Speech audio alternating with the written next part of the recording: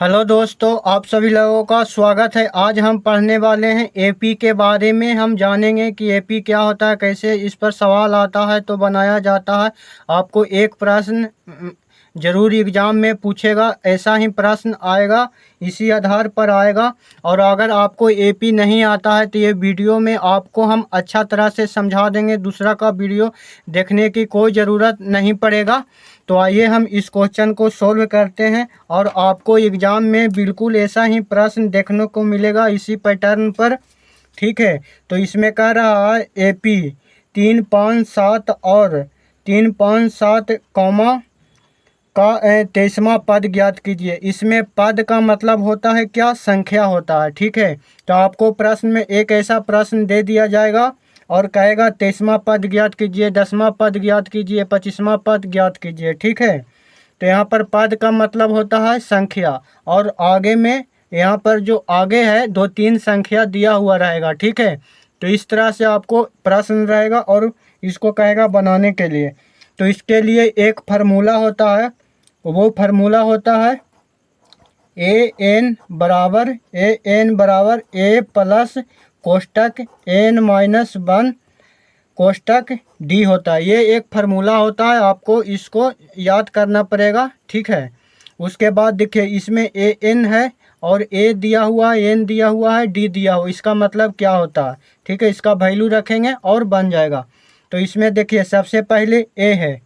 ठीक है, ए है तो ए को हम बोलते हैं प्रथम पद। प्रथम पद को हम ए से दर्शाते हैं या A1 से भी दर्शाते हैं। ठीक है, तो प्रथम पद में हम लिखेंगे, आगे 2-3 संख्या ऐसे प्रश्न में दिया हुआ रहेगा, तो जो पहला प्रथम संख्या रहेगा ना, उसी को हम मान लेते हैं कि वह प्रथम पद है, यानी कि ए का वैल्यू है। ठीक है, आप समझ गए होंगे, जो सबसे पहले संख्या रहेगा उसी को हम ए मानेंगे, यानी प्रथम पद मानेंगे। ठीक है, उसके बाद देखिए इसमें एन है, तो एन को मानेंगे, जेमा पद ज्ञात करने को कहेगा। देखिए 23वां पद ज्ञात करने को कह रहा है, तो यहाँ पर 23 लिखेंगे, एन का मतलब हो जाएगा 23। ठीक है, अगर कहता है 10वां पद ज्ञात कीजिए तो यहाँ लिखते हैं 10।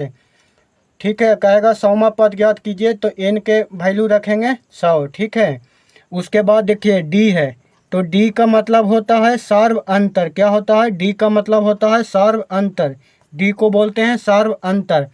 तो डी कैसे निकलेगा। ठीक है, तो इसमें आगे जो संख्या दिया हुआ रहेगा ना इसमें, तो आगे से हमको 2 संख्या लेना है। ठीक है, तो अगली संख्या में से पिछली संख्या घटा देना, यानी कि 5 में से 3 घटा देना है। ठीक है, तो बचेगा 2, यानी डी का मान निकल गया 2।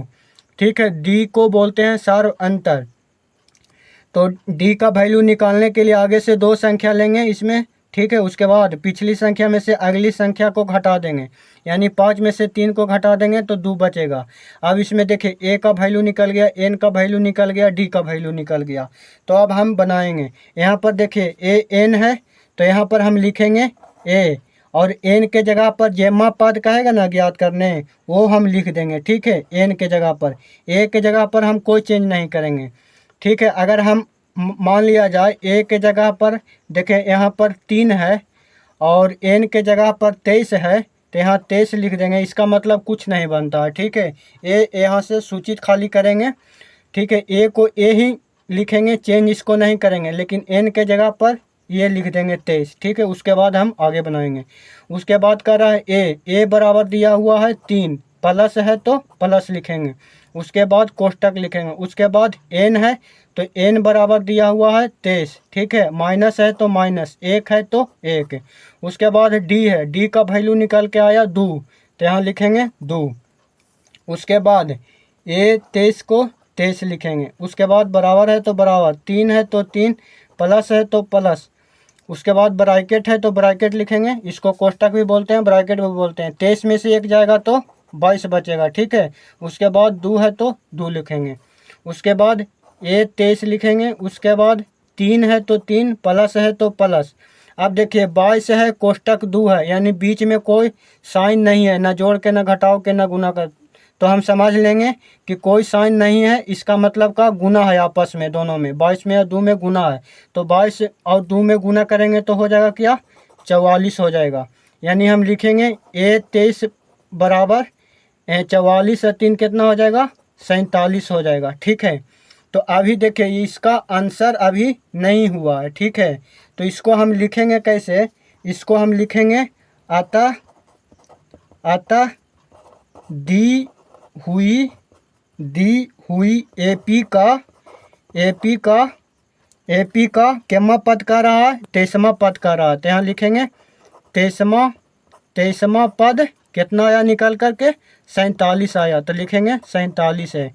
अतः दी हुई एपी का 23वां पद 47 है। ये 23 हम लाए यहाँ से। ठीक है, अगर यहाँ रहता 100वां पद तो यहाँ लिखते हैं 100वां पद, अगर कहता है यहाँ 50वां पद तो यहाँ लिखते हैं 50वां पद, और ये 47 हम लाएँ यहाँ से। ठीक है, यहाँ से हम लाएँ और ये फार्मूला आप याद कर लीजिएगा। ठीक है, ये फार्मूला आप याद कर लीजिएगा और इस तरह से आपको बनेगा और एक एग्ज़ाम में आपसे एक प्रश्न पूछेगा। ठीक है, तो हम लास्ट में आपको एक प्रश्न देते हैं बनाने के लिए, उसका आप जवाब कमेंट बॉक्स में ज़रूर दीजिएगा। ठीक है, तो ये वीडियो देखने के लिए धन्यवाद।